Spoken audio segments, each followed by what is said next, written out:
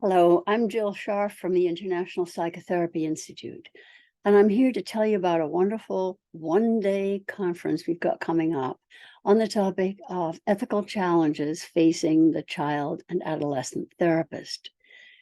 We've got a faculty from the US, from Mexico, Panama, and the United Kingdom to come together to join with you in exploring the sort of challenges that we face.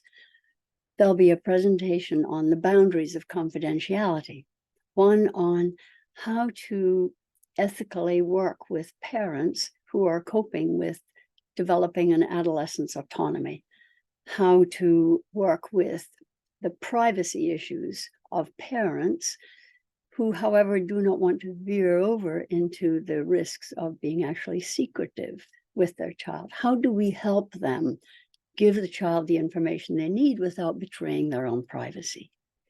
We will be considering the ethical stance. What does it mean to behave with a kind of self-discipline and respect for the otherness of the child and for the parent in a good balance?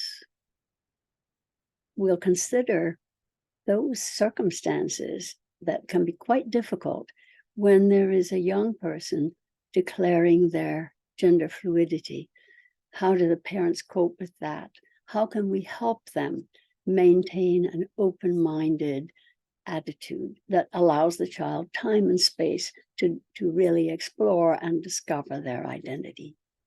I hope you'll join with us on that occasion. Plus, you'll get 6 CEs, 6 ethics CEs, which always helps in your professional credentialing.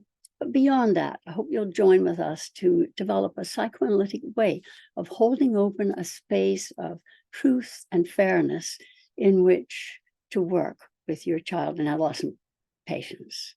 I hope to see you on November 16th. Bye-bye for now.